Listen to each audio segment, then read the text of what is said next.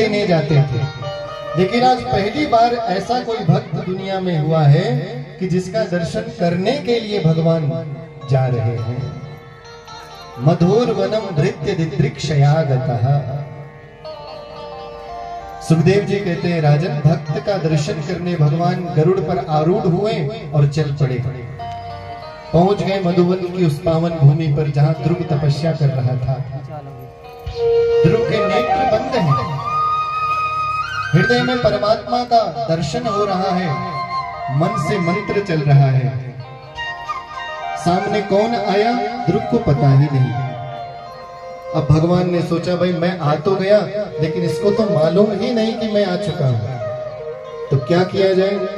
तो भगवान ने ऐसी लीला की कि ध्रुव के हृदय में जो भगवान का स्वरूप उसे दिख रहा था, भगवान ने वो स्वरूप ही विलुप्त कर दिया। और जैसे ही हृदय की वो प्रभु की झांकी गायब हुई, ध्रुव जी महाराज छटपटाने लगे। और महाराज जैसे ही उनके नेत्र खुले तो क्या देखा कि जो झांकी पहले हृदय में दिखाई दे रही थी, वही प्रभु अब सामने साक्षात रूप में खड़े हैं। बोलिए श्रीमन्नारायण भगवान की जय हो। ध्रुव जी ने भगवान को देखा और बिना देरी किए चरणों में दंडवत साष्टांग प्रणाम किया। बार बार भगवान को प्रणाम करते हैं, फिर खड़े होकर टुकुर टुकुर भगवान की उस दिव्य झांकी को देखते हैं। ध्रुव सोचने लगे, मैं कभी विद्यालय गया नहीं, एक अक्षर भी मैंने कभी पढ़ा नहीं, कैसे स्तुति करूं परमात्मा की। किसी ने मुझे कुछ बताया नहीं, कैसे स्तुति करनी चाहिए। मन में यही सोच रहे हैं और भगवान को देख रहे हैं। भगवान अंतर्यामी होते हैं, सब कुछ जानते हैं। समझ गए कि ध्रुव मेरी स्तुति करना चाहता है, लेकिन एकदम निरक्षर है, कुछ पढ़ना लिखना नहीं जानता। तो भगवान थोड़ा सा आगे बढ़े और अपना पांचजन्य शंख ध्रुव के गालों से लगा दिया। और वो शंख कहते हैं जैसे ही ध्रुव के गालों से लगा, ध्रुव को वेद वेदांत उपनिषद शास्त्र सब एकदम याद कंठस्थ हो गए। भगवान की कृपा से क्या कुछ नहीं हो सकता। यत् कृपा तमहं वंदे परमानंद माधव।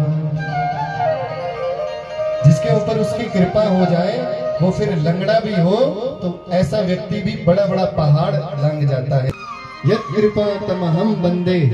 आज ध्रुव महाराज एकदम निरक्षर, लेकिन इतनी सुंदर स्तुति करने लगा कि बड़े बड़े विद्वान भी महाराज ऐसी स्तुति नहीं कर सकते। ध्रुव ने कहा, योऽन्तः प्रविश्य मम वाचमिमां प्रसुप्तां संजीवयत्यखिल सत्यधरां स्वधाम्ना अन्याश्च हस्तचरण श्रवणात्वगादे प्राणान्नमो भगवते पुरुषाय तुभ्यं। प्राणान्नमो भगवते पुरुषाय तुभ्यं। बड़ी लंबी स्तुति है ध्रुव ने जो की है। योऽन्तः प्रविश्य मम वाचम इमां प्रसुप्तां। जिसने मेरे अंतःकरण में प्रविष्ट होकर के मेरी सोई हुई वाणी को आज जगा दिया और मुझ जैसे निरक्षर को आज बोलने लायक बना दिया, ऐसे भगवान के चरणों में मैं बारंबार प्रणाम करता हूं। बहुत लंबी स्तुति गाई। भगवान स्तुति से प्रसन्न हुए और कहा, बेटा ध्रुव, तेरी द्वारा की गई साधना से मैं तुझ पर बड़ा प्रसन्न हूं, इसलिए मुझसे वरदान मांग। ध्रुव ने कहा, प्रभु मैं आया तो कुछ मांगने के लिए ही था, लेकिन आपको देखकर के अब मन में कुछ मांगने की इच्छा ही नहीं रही, इसलिए अब मुझे आपसे कुछ नहीं चाहिए, बस आपकी कृपा मेरे जीवन पर बनी रहे। भगवान ने कहा, बेटा तू मुझसे कुछ मांगने आया था, इसलिए बिना मांगे मैं भी तुझे यहाँ से जाने, बिना दिए मैं भी तुझे यहाँ से जाने वाला नहीं हूं।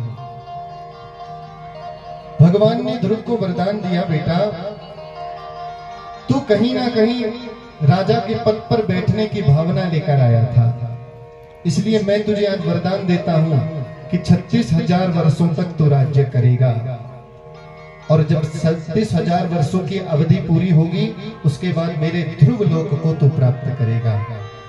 आज भी आकाश में ध्रुव तारा चमकता है ना, वो ध्रुव तारा कोई और नहीं है, ध्रुव जी उसी लोक में रहते हैं।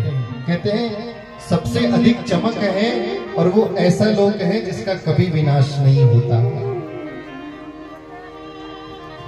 ऐसा वरदान भगवान ने दिया। ध्रुव जी महाराज ने चरणों में प्रणाम किया और अपने घर लौट पड़े।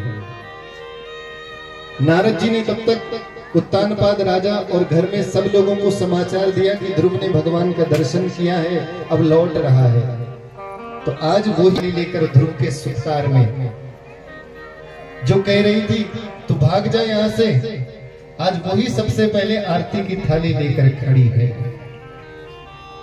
एक बात जीवन में ध्यान रखना बंधुओं, आज हमें व्यवहार रखते हैं, लोग हमें अच्छा मानते हैं तो इसलिए नहीं कि हम अच्छे हैं।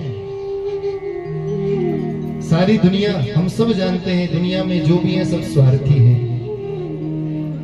हम दुनिया को अच्छे लगते हैं तो इसका मतलब कहीं ना कहीं उस परमात्मा की दृष्टि हमारे ऊपर है। आज लोग हमें पूछ रहे हैं, लोग हमें जानते हैं, समाज में हमारी प्रतिष्ठा है, तो इसलिए नहीं कि हम में कुछ योग्यता है। वो प्रतिष्ठा और वो सम्मान इसलिए है क्योंकि उसकी कृपा हमारे ऊपर है। नहीं तो यही माता जो विमाता ध्रुव की थी सुरुचि, पहले क्यों डांट रही थी? क्योंकि ध्रुव ने भगवान का दर्शन नहीं किया। और आज स्वयं आरती की थाली लिए खड़ी है, पूरा परिवार खड़ा है, स्वयं राजा उत्तानपाद खड़ा है महाराज।